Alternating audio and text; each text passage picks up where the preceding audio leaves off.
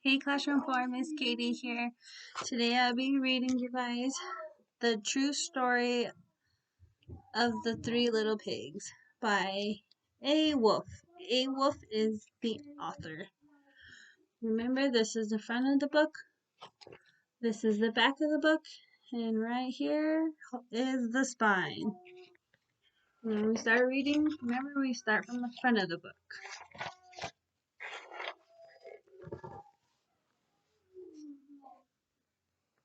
Everybody knows the story of the Three Little Pigs, or at least they think they do, but I'll let you in on a little secret. Nobody knows the real story because nobody has ever heard my side of the story.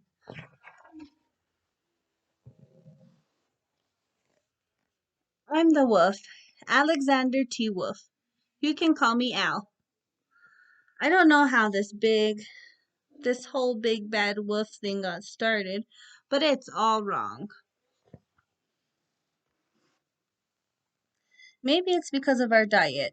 Hey, it's not my fault wolves eat cute little animals like bunnies and sheep and pigs. That's just the way we are. If cheeseburgers were cute, folks would probably think you were big and bad too. But like I was saying, the whole big bad wolf thing is all wrong. The real story is about a sneeze and a cup of sugar. This is the real story.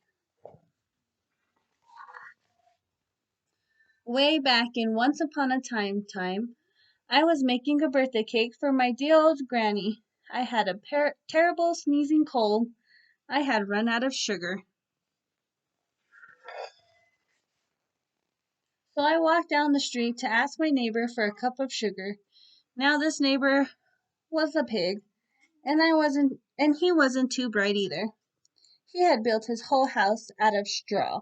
Can you believe it? I mean, who in his right mind would build a house out of straw?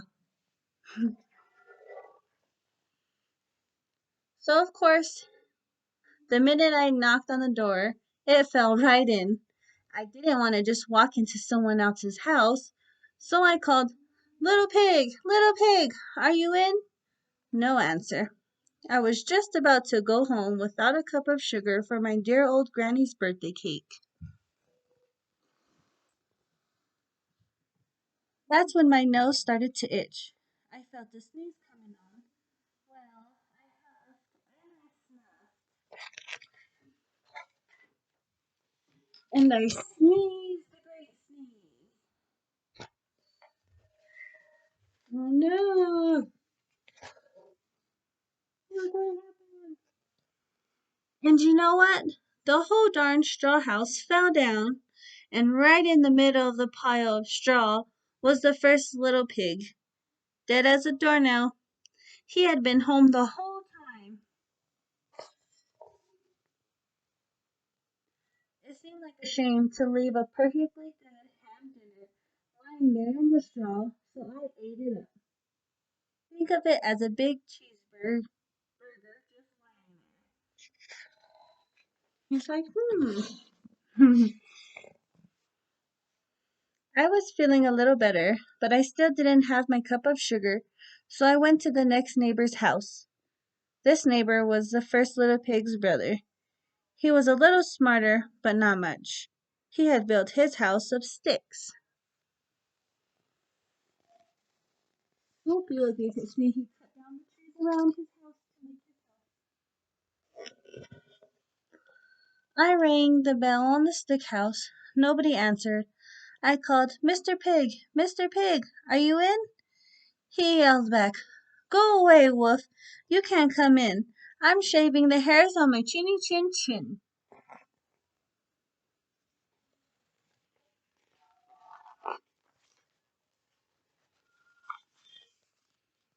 I had just grabbed the doorknob when I felt another sneeze coming on.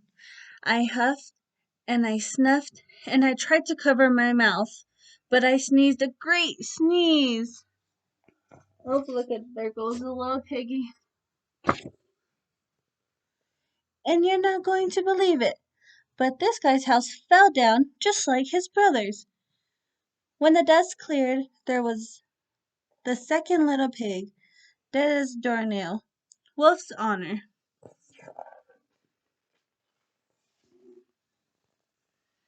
Now you know food will spoil if you just leave it out in the open.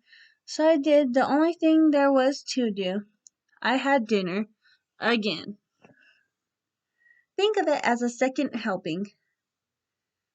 I was getting awfully full, but my cold was feeling a little better, and I still didn't have that cup of sugar for my dear old granny's birthday cake. So I went to the next house. This guy was the first and second little pig's brother. He must have been the brains of the family. He had built his house of bricks. I knocked on the brick house. No answer. I called, Mr. Pig, Mr. Pig, are you in? And do you know what that rude little porker answered? Get out of here, Wolf. Don't bother me again.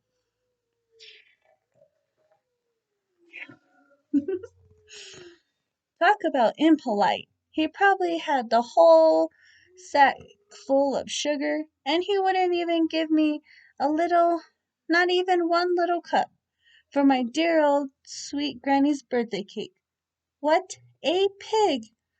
I was just about to go home and maybe make a nice birthday card instead of a cake when I felt my cold coming on. I huffed and I snuffed and I sneezed once again. Then the third little pig yelled, and your old granny can sit on a pin. Oh my goodness. Oh, look at this little pig looks mean.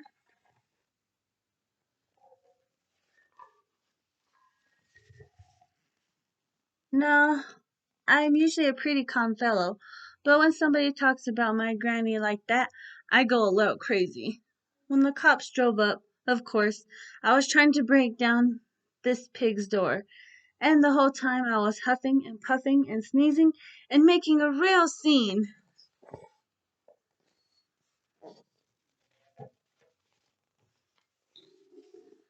The rest, as they say, is history. The news reporters found out about the two pigs I had for dinner.